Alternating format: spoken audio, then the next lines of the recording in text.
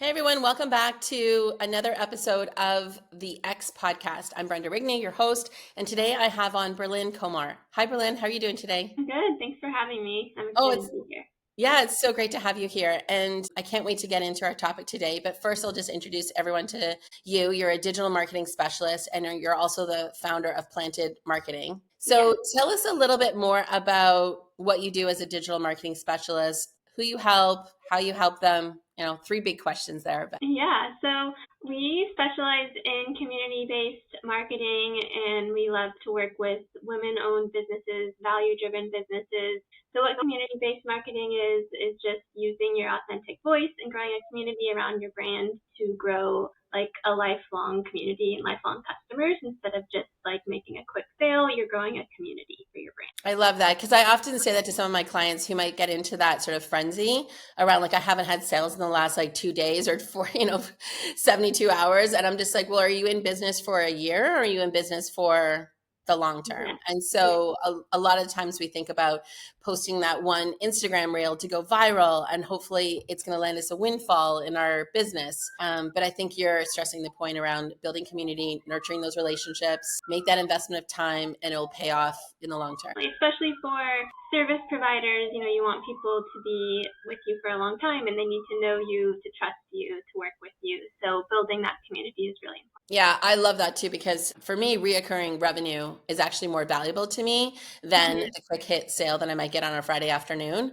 Although I still value each of those different clients, I have found that over time, over the years of my business, those reoccurring clients, new offers that I can present to them, know their business really well, they value it even more because they're like, wow, you made this offer just for me. And that feels like really unique, caring, appreciative. Definitely. Yeah. Yep. And then you get referrals, which is the best way to go, right? Yeah, absolutely. So when you think about even your own business, like, I have this privilege because I'm talking to an entrepreneur as well as a digital marketing specialist. What's your sort of like number one go-to that you use in your business to, to generate leads, to build that community? Just kind of curious, like, it's like kind of like the cobbler and the cobbler's, children's shoes. Like, what is it that you do in your business? Yeah. Well, I mean, I'll be the first to say I'm terrible at doing my own marketing. I think we're all terrible at doing our own marketing. Yeah. But it's always good to have somebody, I think, that's like disconnected and doing your marketing for you, because when you're doing it, you're so attached to your brand and it's hard, I think, to kind of like separate yourself and do your own marketing. But what I'm doing is just a mix of things from social to networking. I do like monthly workshops. I do 1 or 2 a month, so that kind of brings in new leads. And then I have like a variety of things on my website that build leads like through free downloads. The workshops are free. Then I have like other paid workbooks. I just launched like a paid marketing strategy package.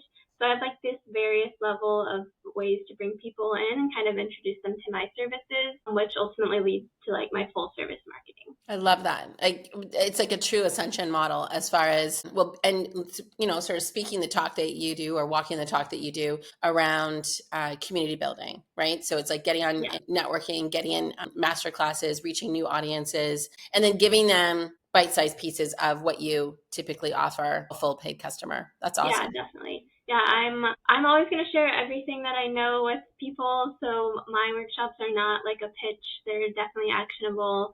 Same thing with my downloads. Like, I just love helping small businesses and founders who are like doing everything on their own. So I want to provide as many resources to them as possible. So that's how and then eventually, when they're doing this on their own, they get to a point where they're like, oh yeah, I'm finally ready to pass this off. I remember this person that I got a download from, and then that's how that kind of comes into play. Well, I mean, I think that this is probably why we're connected in doing this podcast, because I, do the same type of thing. I'm always kind of like giving. And then it's like, then there's the ask. So it's not like, I'm asking right away. I try not to get into that sort of frenzy. And that's probably why we're connected also through Diane Lamb. That's our sort of mutual connection there. And, she's very much a part of that too. So kind of birds of a feather, together. Yeah. Definitely. I love that. So today you're going to talk to us a little bit about Pinterest. And that's like a hot topic for me because number one, like true confessions, I know nothing about Pinterest. Like I've gone on there a couple times to like maybe get ideas around hanging pictures. We were talking about that because I've just moved and, or maybe like, how to wear white jeans with black shoes or something like that. I'll do it from that standpoint, but I don't think about Pinterest as a way to help me with my business as far as lead Mm-hmm. generation or creating that community. So Mm-hmm. today I'd love to just, if you're good with it, is to just dive in and talk to you a little bit more about Pinterest and why women entrepreneurs should be thinking about it as a source, to Mm-hmm. engage with their community and as a source of potential revenue for them. Yeah. So the big question is, why Pinterest? Why Pinterest for your business? Yeah. So whenever I do any discovery calls, you're not alone. Like nobody thinks about Pinterest. So whenever I do discovery calls, I always ask about Pinterest right away, and I always hear like, I don't think it's for me, or oh, I've never even thought about that. Hmm. So Pinterest is something I like to integrate like pretty quickly. Pinterest is a search engine, so it's not comparable at all to like LinkedIn, Instagram, TikTok. It's just something completely different. It's almost like it's a very similar strategy to having blogs. So you're doing it for SEO, you're doing it for the long run, and that's how you kind of like generate leads through your blog post. So it's a very similar strategy to that. So Pinterest can really help grow your website traffic because it's more of an evergreen platform. And you can also use it to grow your social platforms. So every time you have a post on Pinterest, there's an option to link. So you can obviously link to your blogs, to your landing pages, or even like to your specific Instagram posts or TikTok posts. You can link it directly to that. So it's really just for growing traffic to wherever you're linking something to. Okay, so right away I'm interested because it's the SEO piece. Mm-hmm. I know as a business owner, like I've tried to do blogs. I rather do email marketing than blogs. And you could say, well, Mm-hmm. email marketing and blogs are very similar depending on the content. But blogs, I guess I have a bit of an aversion to. But Pinterest sort of seems interesting because it kind of feels like social media, but it's more of an SEO. It's got the engine, which is great. That will help you, get more traffic to your website where they can see your offers, which I love. Yeah. Yeah, and if you are running like a newsletter strategy rather than blogs, like having a landing page for your newsletters, like just to grow that would be a good place to link on Pinterest. So if you're not doing blogs, you can maybe make a landing page for your newsletter and then direct all of your Pinterest traffic to that. So that could help grow your newsletter audience. So that leads me into my next question, which is all about like how you can use Pinterest for your marketing funnel. So there's an example there as far as your newsletter. What about in your case? You said that you have some like free stuff on your website. You've got some courses that people can sort of pick and choose from and sort of DIY their work around social media or digital marketing. Can you link those things? Like how does that work as far as your marketing funnel? Yeah, so Pinterest would definitely be like at the top, like brand awareness stage in your marketing funnel. But yeah, so I like to do like for my free downloads or for my blogs or for workshops, I'll create graphics just specifically around that content. Like, and it'll be so easy. Like, just by the way, I don't want to overwhelm anybody to think, oh, great, another platform I have to be on. Like my top performing Pinterest graphics are literally just like a color with text on it that's like my workshop title or my download title, blog title. So that's literally that simple, and then linking it directly to your blog or whatever you're doing. And then those pages are what you should have optimized for all of your traffic, And then with that too, so the biggest part is obviously keyword research on Pinterest. So that's how you make sure that you're targeting the right people and you're getting the right audience to those landing pages. And as long as they're optimized for this new traffic, assuming that this traffic knows nothing else about you, you want like all those details on your landing page. That's how you kind of get them into your funnel, and then moving forward, whatever you have set up after that. And is this something that you need to continually maintain? Because obviously keyword searches change, viewers' interests change around content, around, again, the things that they're typing in for those keyword searches. So is this something you need to keep up with on like a daily, weekly, monthly basis? Or is this something that you could just build and have like a few key elements and kind of let it sit for a year? Yeah. So there are two completely opposite answers to that. One is that Pinterest is always working for you and it will keep growing forever. When you're on like Instagram, any other social platform, you're going to see a hit like within 24 hours, and that's pretty much where your post is going to live unless it like goes viral. But on Pinterest, you're not really going to see traffic for a little bit, maybe like the first week, and then it's going to keep growing and growing. Like right now, my Pinterest, I worked pretty hard on last year, but I really have barely touched it at all this year. We're like 7 months into the year, and I've like posted a handful of things. And Pinterest is still driving half of my website traffic.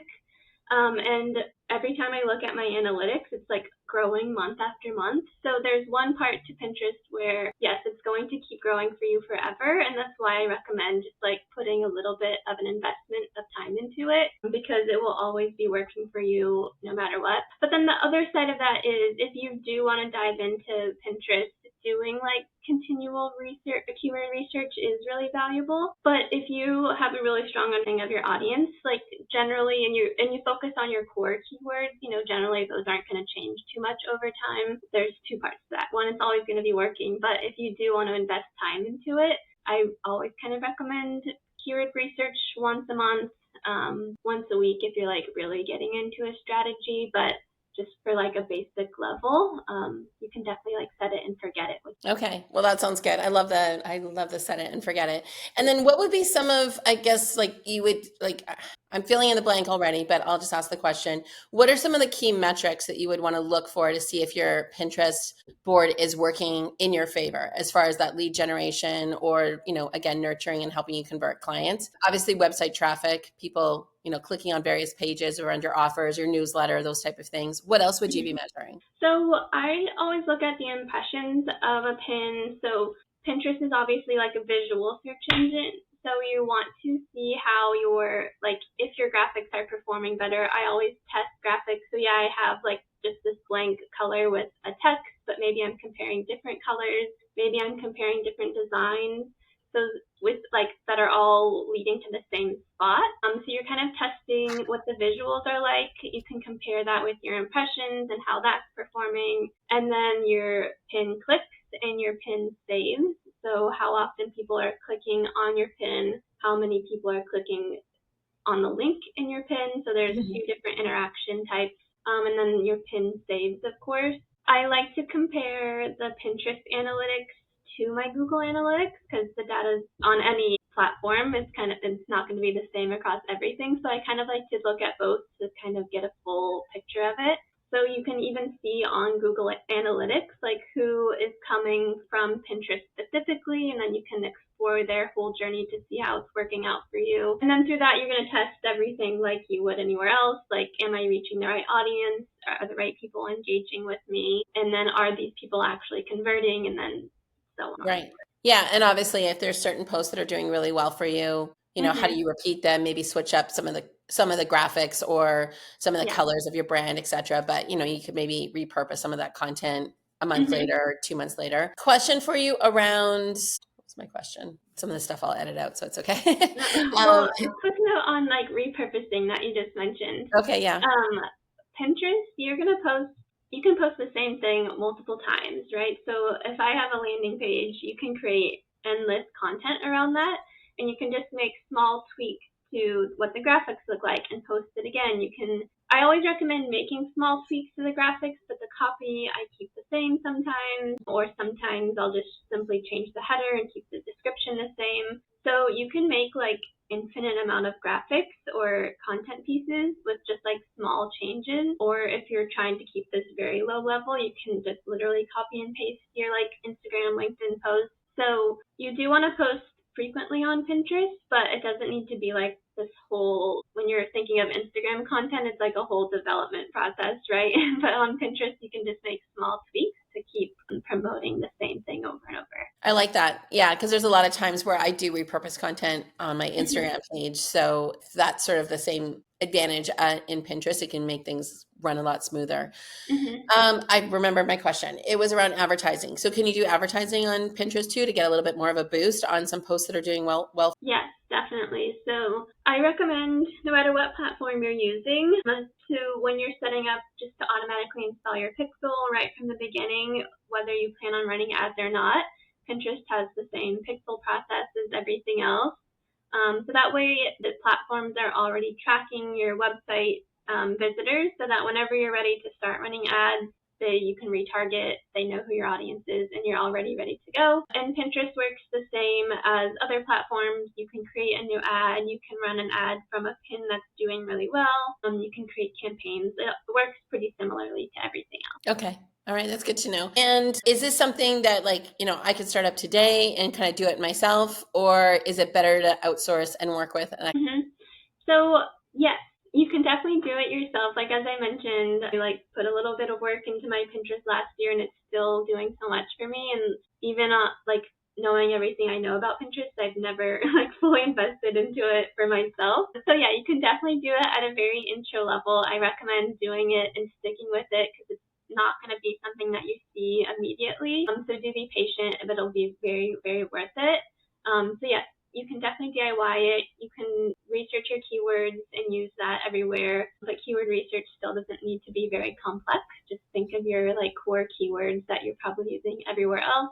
You can use those on Pinterest as well. But if you do want to get more into strategy, and like if you are doing blogs or you have a lot of content and you really want to drive more traffic to your website, somebody can definitely come in with a more efficient strategy. And the thing about Pinterest is you can post a lot of times a day.